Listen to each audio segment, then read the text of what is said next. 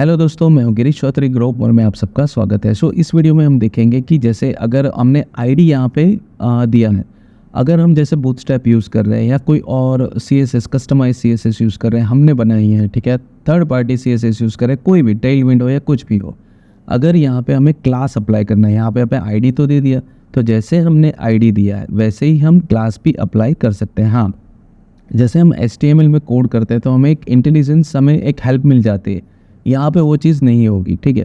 तो यहाँ पे क्लास आपको खुद ही याद रखने हैं और खुद ही यहाँ पे अप्लाई करने हैं। तो ठीक है, यहाँ पे हम बूटस्ट्रैप का क्लास अप्लाई करके मैं आपको बताता हूँ। यहाँ पे देखिए एट्रीब्यूट्स में आपको सिर्फ यही लिखना है, दैट एट्रीब्यूट्स क्लास, और ये आपको नाम लिखना है, ठीक है। अब ऐसा नहीं है कि ये जो एट्रीब्यूट्स है, क्लास एट्रीब्यूट्स है, वो आप सिर्फ अकेले लिख सकते हो, आप आईडी के साथ भी लिख सकते हो। देखिए नीचे मैंने एग्जाम्पल भी दिया हुआ है कि आईडी के साथ भी आप लिख सकते हो और आप नॉर्मल लिखना है तो भी लिख सकते हो, ठीक है। तो यहाँ पे देखिए और भी मैंने लिखा हुआ है, और में भी ऑप्शंस हैं, तो ये आपकी चॉइस है। फिलहाल मैं इसी को अपडेट कर देता हूँ, चलिए। बेसिकली ये कंप्लीट विजेट ही मैं कॉपी कर लेता हूँ ताकि कोई कन्फ्यूज़न ना हो। यहाँ पे मैं विजेट को अपग्रेड कर देता हूँ, तो ये चलिए हमारा विजेट अपग्रेड हो गया। यहाँ पे देखिए करली ब्रैकेट नहीं है तो करली ब्रैकेट दे दीजिए। तो यहाँ पे भी मेरे डॉक्यूमेंट में भी मैं इसको अपग्रेड कर देता हूँ। चलिए वो नीचे है, कोई बात नहीं, चलिए और कंडीशन में तो कोई इशू नहीं है। चलिए ये मेरा हो गया। अब मुझे सिर्फ इसको सेव करना है, दैट्स इट। इसको रिलोड करने की ज़रूरत नहीं है, डायरेक्ट अपने आप ये अप्लाई हो जाएगा। वैसे भी उसको ज़रूरत होगी तो नीचे अपने आप रिलोड होगा। अगर इफेक्ट नहीं होता है तो ही आपको रिस्टार्ट करना है सर्वर। अब यहाँ पे हमने क्लास दे दिया है from control and input LG, मतलब कि जो हमारा टेक्स्ट बॉक्स है थोड़ा बड़ा दिखना चाहिए, और यहाँ पे सिर्फ फॉर्म कंट्रोल दिया है, ठीक है। पर यहाँ पे देखिए जब हम इसको रिफ़्रेश करेंगे तब ये अप्लाई नहीं होगा। क्यों नहीं होगा? क्योंकि यहाँ पे देखिए आप सोर्स में जाएंगे तो हमने तो यहाँ पे जो बूटस्ट्रैप है वो ऐड ही नहीं किए। बूटस्ट्रैप तो ऐड करना पड़ेगा, नहीं तो कैसे चलेगा। क्लास तो बूटस्ट्रैप के, या फिर आपको खुद के क्लास बनाने पड़ेंगे, ठीक है, स्टाइल बनानी पड़ेगी।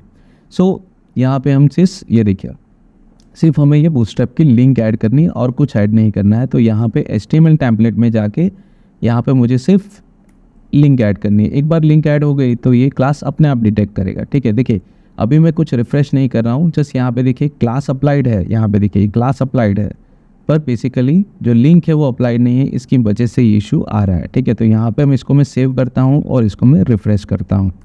यहाँ पे आप देख सकते हैं कि जैसे बूटस्ट्रैप की क्लास यहाँ पे अप्लाई हो गए हैं, और ये टेक्स्ट बॉक्स देखिए तो थोड़ा बड़ा लग रहा है, ठीक है। और यहाँ पे देखिए आराम से आप इसको यूज़ तो कर सकते हैं, कोई इशू नहीं। चलिए यहाँ पे थोड़ा मैं क्लास चेंज करके ट्राई करते हैं कि जैसे यहाँ पे जो हमने फॉर्म्स में लिखा था LG की जगह में SM लिख देता हूँ, स्मॉल। ये भी एक टैग है, क्लास का ही टैग है। तो इसलिए देखिए वापस रिलोड हो रहा है। तो जस्ट अब जाके यहाँ पे सिर्फ मैं रिफ़्रेश करता हूँ, ठीक है। तो अब देखिए ये यहाँ पे ये थोड़ा छोटा हो गया। ये बेसिकली अभी फ़िलहाल अप्लाई ठीक तरह से नहीं दिख रहा है आपको, क्योंकि बहुत यहाँ पे लाइट है, तो मे भी आपको शायद नहीं हो इतना इम्पैक्ट नहीं लग रहा होगा।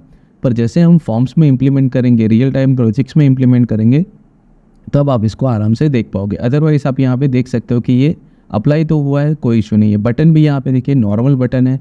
यहाँ पे बटन के लिए यहाँ पे आप कुछ नहीं कर सकते। क्यों? क्योंकि यहाँ से हम बटन नहीं बना रहे, सिर्फ टेक्स्ट कंट्रोल बना रहे हैं।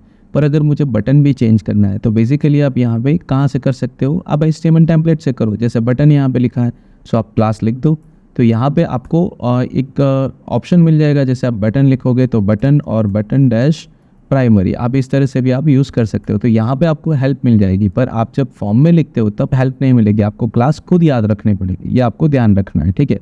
चलिए इसको मैं वापस रिफ़्रेश करता हूँ। तो ये देखिए बटन भी इस तरह से आप चेंज कर सकते हो। तो हर एक चीज़ को आप चेंज कर पाओगे, कोई इशू नहीं है। बट जनरली जैसे मैंने आपको बताया कि क्लास कैसे अप्लाई करते हैं, तो इस तरह से आप अप्लाई कर सकते हैं। दूसरी चीज़ मैंने ये भी बताई कि आप दूसरे एट्रीब्यूट्स के साथ भी आप यूज़ कर सकते हैं, जैसे टाइप है, प्लेस होल्डर्स हैं, वो भी हम आगे देखेंगे कि इसको कैसे हम इम्प्लीमेंट करेंगे, ठीक है। आई होप ये वीडियो आपको पसंद आया होगा। तो लाइक कीजिए, शेयर कीजिए, सब्सक्राइब कीजिए और नोटिफिकेशन के लिए बेल आइकन पे क्लिक कीजिए। आज के लिए धन्यवाद।